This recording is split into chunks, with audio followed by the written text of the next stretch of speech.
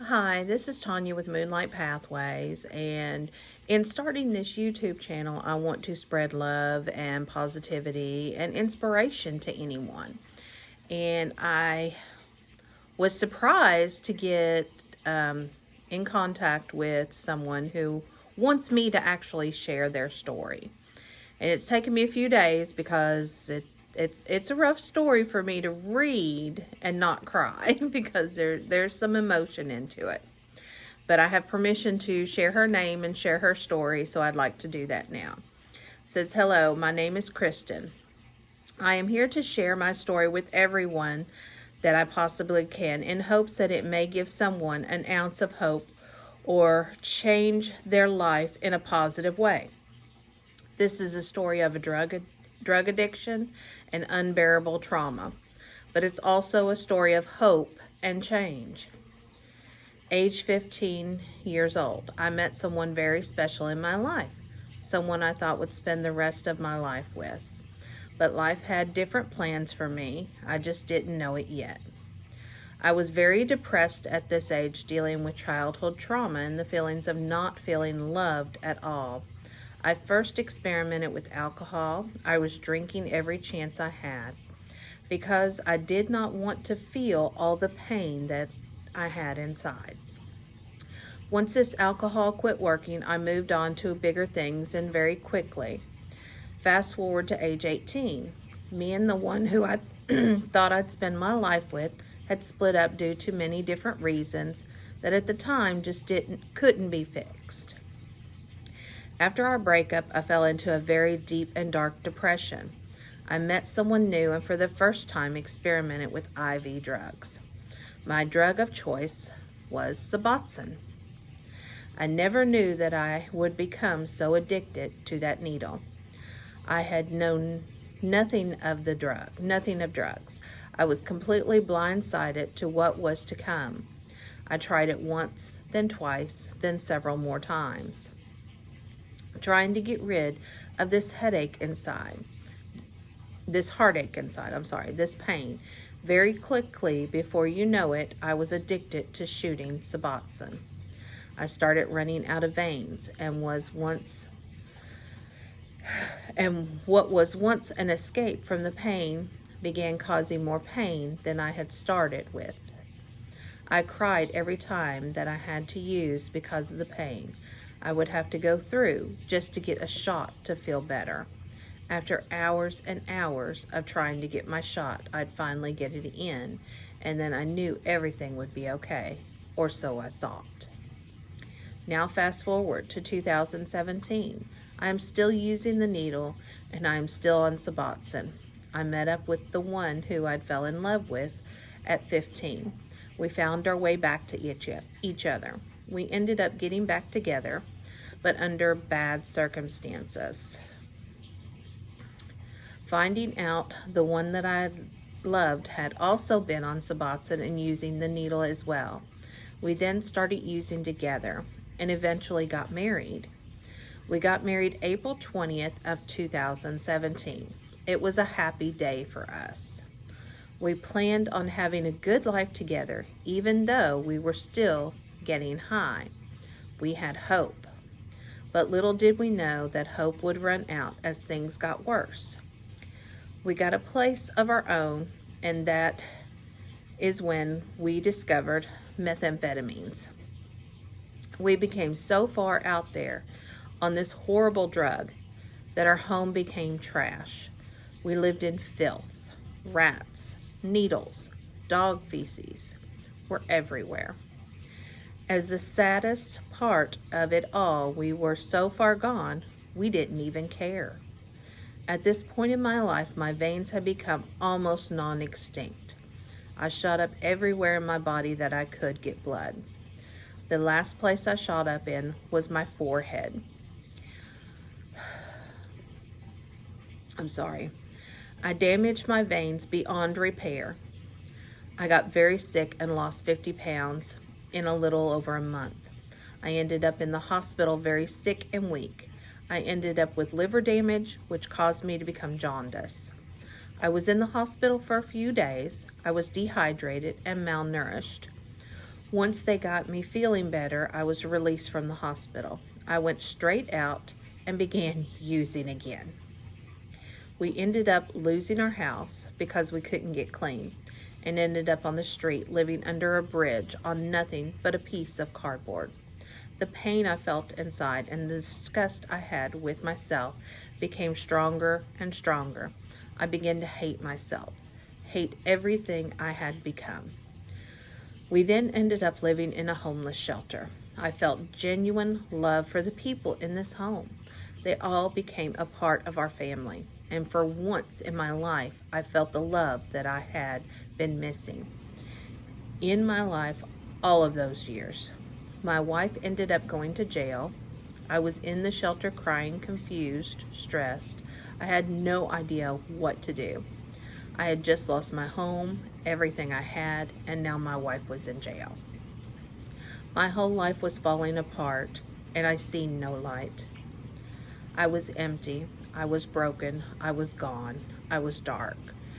I consumed darkness and became comfortable in it. Finally, my wife gets out of jail. I am still in the shelter, but I had finally quit shooting up. I was still taking Suboxone, but I was taking it as prescribed and under my tongue like I should. I never picked up a needle again. My wife, on the other hand, was still continuing to shoot up and still using methamphetamines. Eventually, we moved in with my mother, who was very generous to let us stay with her until we found a place of our own, starting all over again. I tried daily to help my wife get off the needle to help her get off of the meth, but her mind was gone. But I never gave up. I kept on trying, and each day it hurt more and more to see her go down so far, to become so gone in her mind. It hurt more than words could ever express. We woke up one morning. It was like any other day. Same old routine she had. She would wake up, do a shot of Suboxone or meth, whichever she had, and then she was ready to start her day. So I hear a loud scream from the bathroom. She was scared and in fear. She said that she had broken the needle off inside of her neck and couldn't get it out. I immediately panicked and rushed her to the hospital. They told her to leave it alone, that it wasn't deep enough to dig out. They said it would come out on its own and gave instructions to not touch or mess with it because it could cause a blood clot and become dangerous. She then came straight home and pulled the needle out of her neck.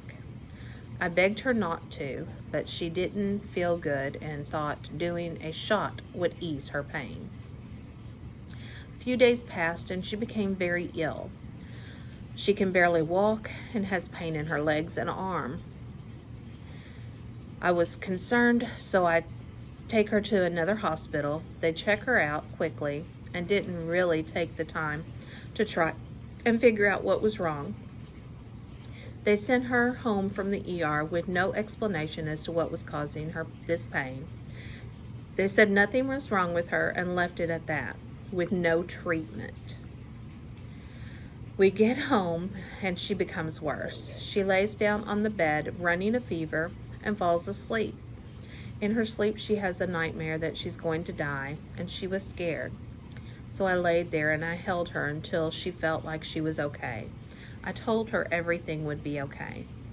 She eventually woke up, but in even more pain, so much pain that she couldn't walk at all. She stumbled to the bathroom to do a shot of Suboxone. Had I known that that was what she was doing, I would have ran after her. But she said she just had to pee. I was sitting quietly on the bed and I hear a loud thump coming from the bathroom. Something didn't feel right to me, so I yelled, "Hey, are you okay in there?" And all I could hear was a loud mumbling. I burst down the door to find my wife in the floor with a needle in her hand, having a massive stroke. Her heart immediately stopped. The fear I had in that moment is one I'll never forget, ever. My heart instantly broke. I started crying and screaming. and tried to speak to her, but she could barely talk because she was having such a bad stroke, and she didn't understand much of anything going on. I yelled for my mother and then called 911. I cried to Mom and begged for God or the universe or whoever to please let my wife be okay. Seeing her that way had broken my whole entire soul. They rushed her to the hospital and we followed behind. We get to the hospital and they confirmed that she had had a massive stroke. But they said she had a chance of recovering if she took this pill that would break up the blood clot. So we gave it to her. Before they gave her this medicine, I held her hand and I told her I loved her and that everything would be okay. I told her I'm by her side and that she is okay. With all the strength she had, she said, "I love you," in a disoriented, raspy voice. I am happy that she understood, but it still broke my heart seeing her like this. She began crying out for her mother, yelling, "Mama, Mama."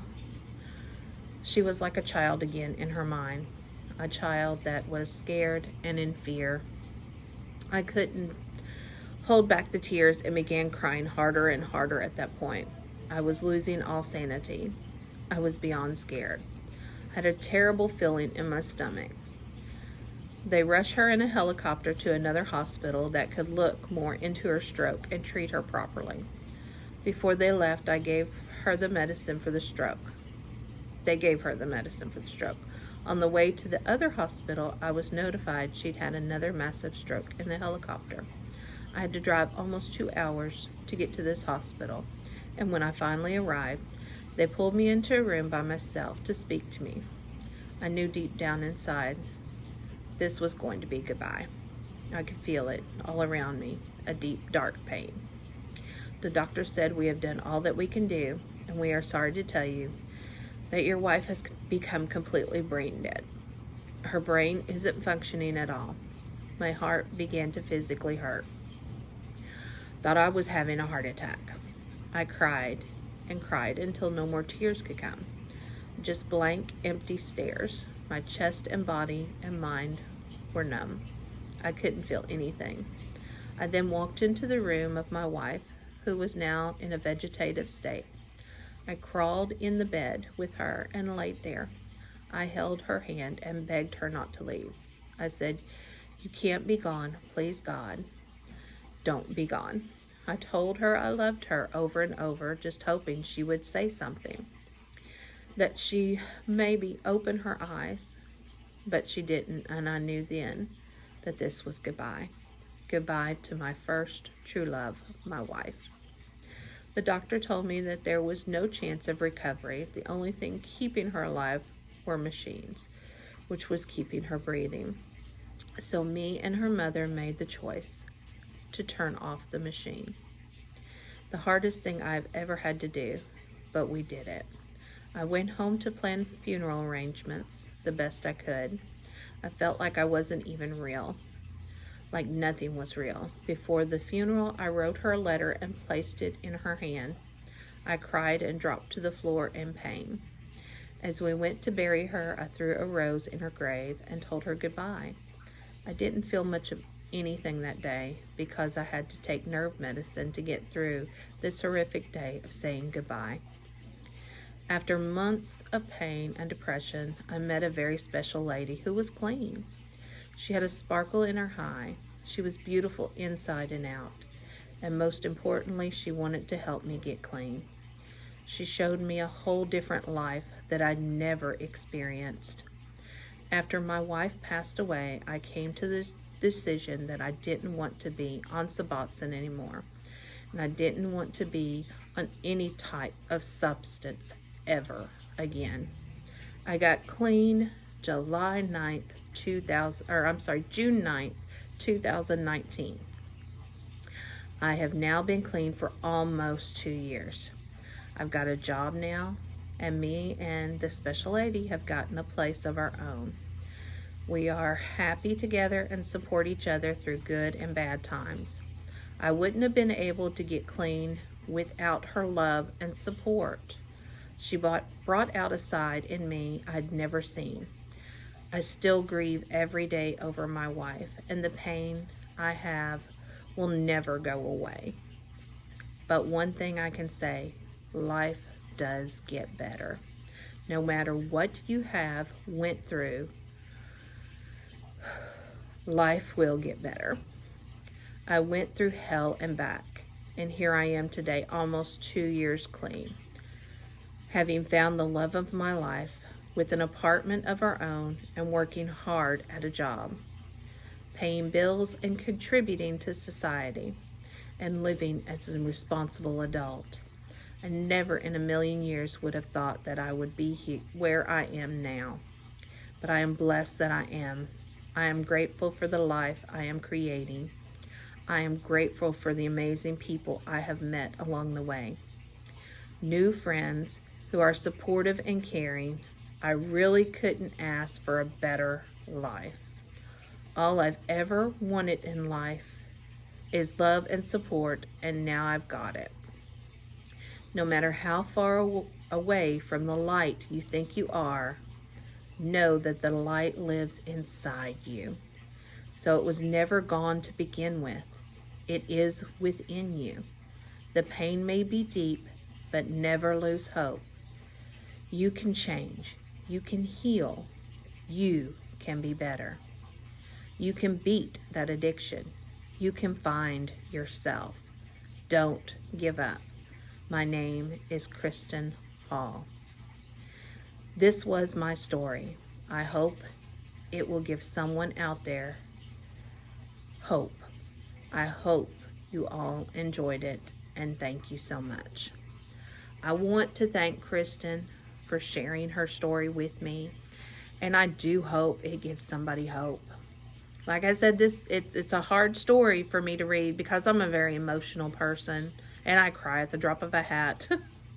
So I hope I did it justice, and thank you for being there and letting people know that there is hope. No matter how far down you think you are, no matter what situation you're in, there is hope, and there are people who are willing to help you.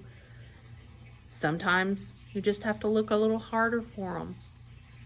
And I want everyone to have a very happy Thanksgiving. You know, spend time with your family as much as you can, whether it's on Zoom, because with all this COVID and everything, it's crazy. Whether it's on Zoom, on the phone, on FaceTime, or in person, spend time with your family. Let them know how much you love them. And family doesn't have to be blood. No matter what people think, family does not have to be blood. Have a blessed day. And this is Tanya with Moonlight Pathways. Thank you.